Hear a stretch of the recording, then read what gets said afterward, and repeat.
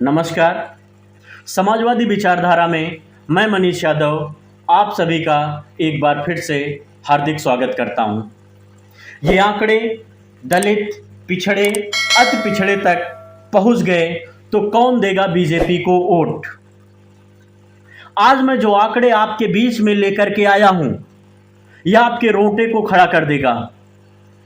ये आंकड़े अगर आपने सच्ची ईमानदारी, सच्ची लगन, सच्ची निष्ठा से अगर सभी दलित समाज के लोगों, सभी पिछड़े समाज के लोगों और अति पिछड़े समाज के लोगों तक अगर आपने पहुंचा दिया तो खुल जाएगी बीजेपी की पोल। क्या बताएंगे, किसे मुंह दिखाएंगे? कहीं मुंह दिखाने लायक बीजेपी सरकार नहीं बचेगी। मैं इसलिए कह रहा हूं क्योंकि यह सरकार केवल दलितों का, पिछड़ों का, अति पिछड़ों का वोट लेना जानती है और वोट लेने के बाद इनको हिस्सेदारी देना नहीं जानती है। मैं आज हिस्सेदारी की बात करने आया हूं। आज मैं आपके सामने एक ऐसा डाटा प्रस्तुत करने जा रहा हूं जिसको आप देखिए, मैं आपके सामने रखता हूं। उत्तर प्रदेश में जातिवार पद देखिएगा। सबसे पहले जो रेड कलर में लाइन आपको दिख रही है, ये टोटल 100 में इसकी काउंटिंग की गई है, ये ग्राफ बनाया गया है। तो 100 में वीसी कितने हैं? विश्वविद्यालय में जो आपके कुलपति हैं उनको देखिएगा 87 कौन है? 87 आपके सवर्ण हैं और 13 में आपके आते हैं ओबीसी, एससी, एसटी। आइए एसपी के बारे में बात करता हूँ। एसपी देखिएगा 65 एसपी आपके कितने हैं? सवर्ण जातियों से आते हैं और 35 मतलब 35 आपके आते हैं ओबीसी समाज, एससी समाज और एसटी समाज से।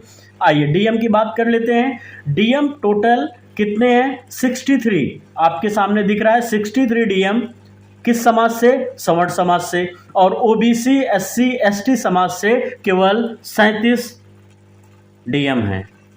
तो इन आंकड़ों को बताने से पहले एक बात आप ध्यान से सुनिएगा। इन आंकड़ों को कंपेयर किस तरीके से करना है? आपकी जनसंख्या कितनी है? आपकी जनसंख्या है 85%। 100 में 85 आप हैं तो 15% कौन है? 15% हैं सवर्ण।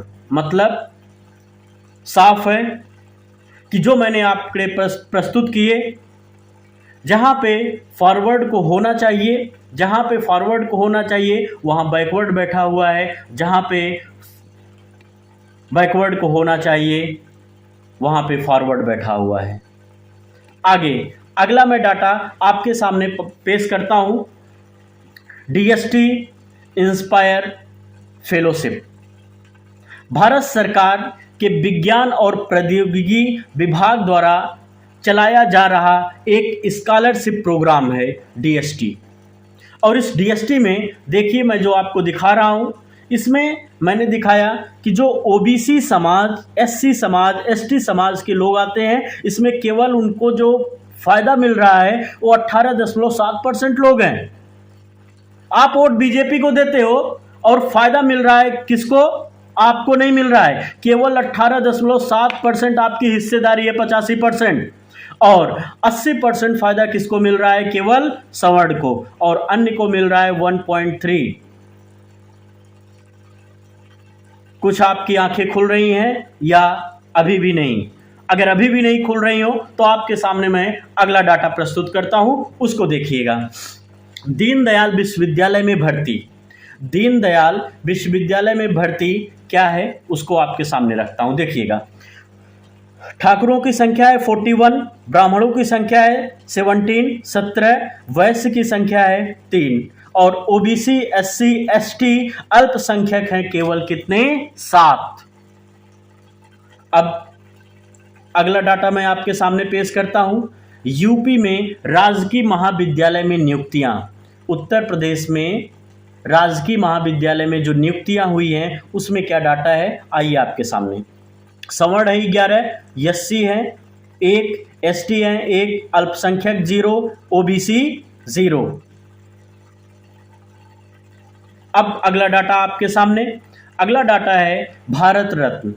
भारत रत्न हमारे देश में किसको किसको मिला है, किन जातियों की क्या हिस्सेदारी है भारत रत्न में, आपके सामने डाटा देखिए आप। यहाँ पे भारत रत्न में मैं देख रहा हूँ कि 47.9% है ब्राह्मण, फॉरवर्ड से आते हैं, 25% जो सवर्ण जातियां हैं। और अब देखिए एसटी समाज के लोग हैं, भारत रत्न पाने वाले 0%, ओबीसी हैं 2.1%, विदेशी हैं 4.2%, एससी हैं 4.2%, अल्पसंख्यक हैं 16.7%। अगला डाटा मैं आपके सामने एसोसिएट प्रोफेसर की नियुक्तियां, एसोसिएट प्रोफेसर की जो नियुक्तियां हैं उनमें क्या डाटा है उसको देखिएगा। उसमें फिर से 100 में आइए मैं बात करता हूँ। आईआईटी में जो असिस्टेंट प्रोफेसर्स हैं उनमें लगभग 90% असिस्टेंट प्रोफेसर सवर्ण जात से आते हैं, जो ब्लैक कलर में आपको लोगो दिख रहा है। फिर ब्लू लाइन आपकी दिख रही है, इसमें आपके सारे समाज के लोग एससी, एसटी, ओबीसी सभी आते हैं। अब देखिएगा बीएचयू में सवर्ण समाज की नियुक्तियां लगभग 80% हैं और 20% कौन है, ओबीसी, एससी और एसटी। जेएनयू की बात कर लेते हैं, जेएनयू में लगभग 80% कौन, फॉरवर्ड समाज, और बाकी उसके बाद असिस्टेंट प्रोफेसर में 20% में आपके ओबीसी, एससी, एसटी आते हैं। मतलब ये सीधा सा सीधा उल्टा कार्यक्रम चल रहा है। आपकी जनसंख्या है 85%, आपको हिस्सेदारी मिल रही है 15 से 20%, और सवर्णों की जनसंख्या है 15%, उनको हिस्सेदारी मिल रही है 80 से 85%। अभी भी जाग जाओ, लामबंद होने की जरूरत है।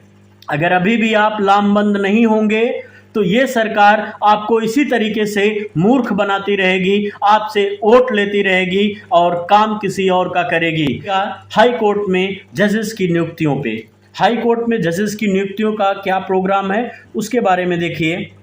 आपके सामने डाटा है, हाई कोर्ट में जो जजेस हैं वो 79% जजेस हाई कोर्ट में सवर्ण जात से हैं, बाकी एसटी से 1.6 हैं, अल्पसंख्यक से 3.2 हैं, एससी से 3.4 हैं, ओबीसी से 12.9 जजेस हैं। अभी भी अगर आप ये सोचो कि आपके आरक्षण का मुद्दा अगर कोर्ट में चला जाए और आप ये उम्मीद करो कि कोर्ट फैसला सुनाएगी कि ओबीसी को आरक्षण मिलेगा, एससी को आरक्षण मिलेगा, एसटी को आरक्षण मिलेगा, तो ऐसी उम्मीद करना आप छोड़ दो, क्योंकि वहाँ पे सभी बैठे हुए हैं सवर्ण।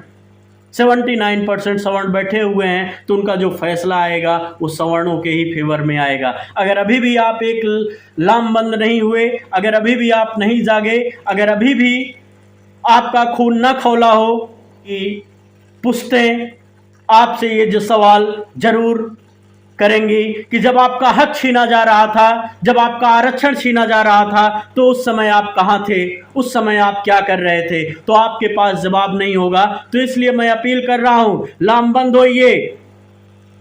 कोई अगर आपको सुनने वाला है, कोई अगर आपको समझने वाला है, तो राष्ट्रीय नेतृत्व समाजवादी पार्टी के राष्ट्रीय अध्यक्ष अखिलेश यादव जी हैं, आप उनको वोट देने का काम करिए, समाजवादी पार्टी को वोट देने का काम करिए, आप उनको जिताने का काम करिए। वो आपके हक की लड़ाई लड़ रहे हैं, आपके लिए वो लड़ रहे हैं, आपके कंधे से कंधा मिला करके चलने का काम करेंगे। लाल टोपी मिटाने की बात करते हैं वो, मगर रगों में जो लाल रंग दौड़ रहा है उसे कैसे मिटाएंगे। जय समाजवाद, जय हिंद, जय भारत।